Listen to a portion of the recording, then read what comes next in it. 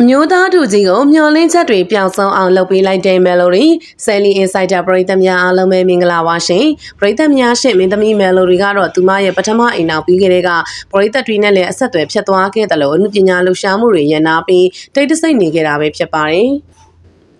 ရခင်ကဗီဒီယိုလောကမှာဧည့်သည်တရုတ်ဆောင်ဖြစ်တောင်တကူးတကခွန်ရိုင်းရတဲ့အထိနာမည်ကြီးခဲ့တဲ့မင်းသမီး Melody ကအခုချိန်မှာတော့အမှုပညာလှူရှာမှုတွေအနေငယ်သာရှိတော့တာဖြစ်ပါတယ်။ကြော်ညာရှိုက်ကူးမှုတချို့မှာသာပါဝင်ခွင့်ရတော့တဲ့မင်းသမီးကအမှုပညာလောကမှာလူကြိုက်အများဆုံးမင်းသမီးဖြစ်ခဲ့ပြီးပူရိသတွေရဲ့အားပေးနှစ်သက်မှုကိုများစွာရရှိခဲ့တဲ့သူပဲဖြစ်ပါတယ်။မြန်မာမင်းသမီးအများစုလို့တာမန်ရုပ်ရည်မျိုးမဟုတ်ပဲဘိုကာပြားဆက်ထားတဲ့ရုပ်ကလေးနဲ့ချစ်ဖို့ကောင်းလွန်ပြီးရဲတင်းတဲ့အလှတရားတွေကြောင့်စာနယ်ဇင်းခင်မာကလေးကဝေဖန်မှုတွေများစွာရရှိခဲ့တာဖြစ်ပါတယ်။အမှုပညာလောကကနတ်ကြီးတွေဆိုတဲ့စကားကအလကားမဟုတ်ပဲမင်းသမီး Melody ရဲ့အဖြစ်ကတက်တည်ဆိုရမှာပါ။မင်းသမီး Melody ကအမှုပညာလောကကိုဝင်စားမှာပရိသတ်တွေရဲ့အားပေးမှုကိုမထင်ထားလောက်ရရှိခဲ့ပြီးအောင်မြင်မှုများစွာကိုရရှိခဲ့တာပါ။အမှုပညာလောကကိုရောက်ရှိပြီးမကြာခင်မှာပဲအကယ်ဒမီဆုကိုရရှိတဲ့အတွက်အမှုပညာတက်တန်းနုနုနဲ့ရရှိခဲ့တဲ့ဆုမို့ပရိသတ်တွေနဲ့တကွာတနိုင်ငံလုံးကအံ့ဩခဲ့ရပါသေးတယ်။အလားလာရှိပြီးဒီထက်မကအောင်မြင်မဲ့မင်းသမီးတစ်လက်ဖြစ်လာမယ်လို့အများကထင်ခဲ့ကြပေမယ့်လက်တွေမှာတော့အထင်နဲ့အမြင်ကမှားခဲ့တာပါ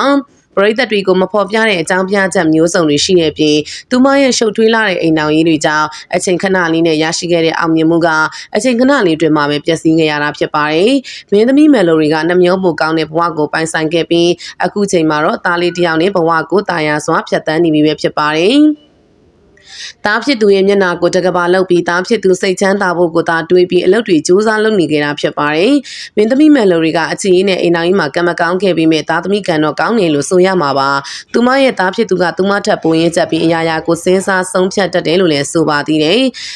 မေကိုပြန်ပြီးထိန်းချောင်းမဲ့သားဖြစ်တာမို့သူမကသားလေးကိုတိတ်ကျေးဇူးတင်ကြောင်းကိုလည်းအင်တာဗျူးတွေမှာတဖွာဖွာပြောပြတတ်တာပါ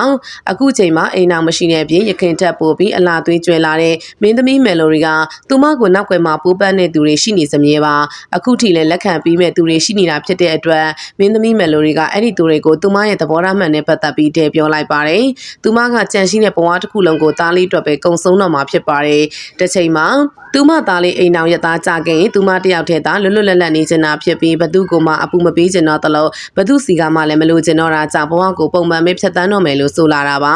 သူမသားလေးအတွက်သာအချိန်ရှိတဲ့အတွက်ဘယ်ယောက်ျားအောင်မှအရေးယူဆက်ဆံဖို့မရှိတာမို့လာမပတ်သက်ကြဖို့ဒင်းညင်လိုက်တာဖြစ်ပါတယ်လေမရှိတဲ့မိန်းမမို့မျက်နှာမငယ်ရအောင်ကိုဝါကိုပြတ်တင်းရင်သားအတွက်ပဲဘဝကိုရှင်သန်တော့မှာဖြစ်လို့သူမကိုလိုချင်နေတဲ့ယောက်ျားတွေကိုဒိတ်အသေးခွဲလိုက်တဲ့မင်းသမီး Melody နဲ့ပတ်သက်ပြီးပရိသတ်ကြီးတို့ရဲ့အမြင်ကိုလည်း comment မှာဝေမျှပေးခဲ့ပါအောင်ရှင်အဆုံးထိကြည့်ရှုပေးခဲ့ကြတဲ့တယောက်ချင်းစီတိုင်းကိုကျေးဇူးထူးပဲတင်ရှိပါတယ်ရှင်